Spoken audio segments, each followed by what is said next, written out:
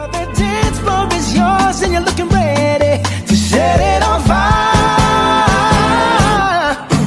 Come on and cha-cha-cha with me, and I'ma cha-cha-cha with you tonight. I like it like that. She working that back. I don't know how to act. Assalamualaikum warahmatullahi wabarakatuh. Perkenalkan, nama saya Ummi Hanifah Hairani dengan NIM 856118174 dari Prodi PGSD. Pada kesempatan ini, saya akan mempresentasikan materi tentang pilar-pilar pendidikan dan relevansinya di era digital. Topik ini penting karena perkembangan teknologi saat ini membawa banyak perubahan dalam dunia pendidikan, sehingga kita perlu memahami bagaimana nilai-nilai pendidikan yang diwariskan Ki Hajar Dewantara masih dapat diterapkan hingga sekarang.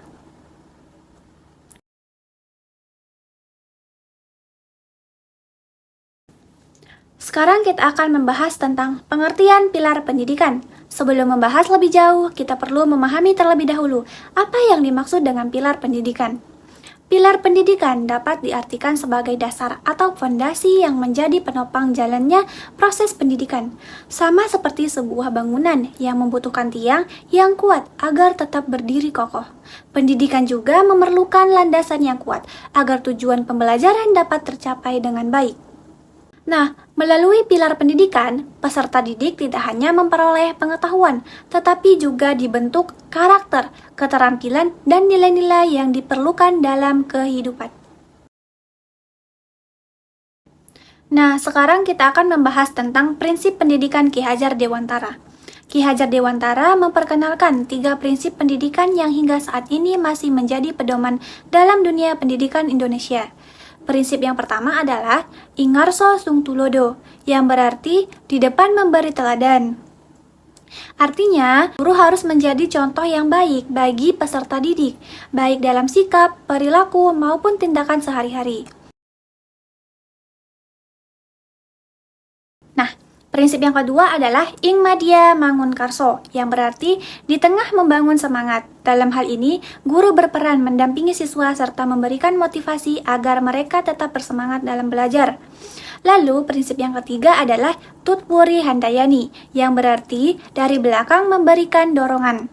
Guru memberikan dukungan dan kesempatan kepada peserta didik untuk berkembang secara mandiri sesuai dengan potensinya. Nah, sekarang kita akan membahas tentang relevansi di era digital. Saat ini, kita hidup di era digital yang ditandai dengan perkembangan teknologi yang sangat cepat. Kegiatan belajar tidak lagi terbatas di ruang kelas, karena peserta didik dapat mengakses berbagai sumber belajar melalui internet. Selain itu, penggunaan platform pembelajaran online, media sosial, dan teknologi kecerdasan buatan juga semakin sering digunakan dalam proses pembelajaran. Karena itu, dunia pendidikan perlu menyelesaikan diri dengan perkembangan tersebut tanpa meninggalkan nilai-nilai dasar pendidikan. Lalu, ada tantangan penerapan di era digital. Meskipun teknologi memberikan banyak manfaat, terdapat beberapa tantangan dalam penerapan prinsip Ki Hajar Dewantara di era digital. Pada prinsip Ingarso Sung Tulodo, guru dituntut menjadi teladan dalam menggunakan teknologi secara bijak dan bertanggung jawab. Pada prinsip Ing Madya Mangun Karso, guru harus mampu menciptakan pembelajaran yang menarik agar peserta didik tidak mudah bosan atau terdistraksi oleh berbagai konten di internet. Sedangkan pada prinsip Tutpuri Handayani, guru perlu membimbing siswa agar mampu belajar secara mandiri sekaligus memiliki kemampuan berpikir kritis dalam menyaring informasi yang mereka temukan di dunia digital. Nah, sekarang kita akan membahas tentang contoh aktual. Salah satu contoh penerapan prinsip tersebut adalah penggunaan platform pembelajaran digital oleh guru untuk mendukung proses belajar mengajar. Selain itu, guru juga dapat mengajarkan etika dalam bermedia sosial, cara mencari sumber informasi yang terpercaya, serta mengarahkan siswa untuk menggunakan teknologi sebagai sarana belajar, bukan hanya sebagai hiburan. Dengan demikian, teknologi dapat dimanfaatkan secara positif untuk meningkatkan kualitas pembelajaran.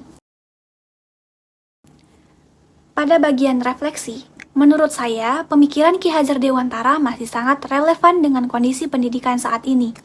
Kemajuan teknologi memang penting, tetapi pendidikan tidak boleh hanya berfokus pada kemampuan akademik dan penggunaan teknologi semata.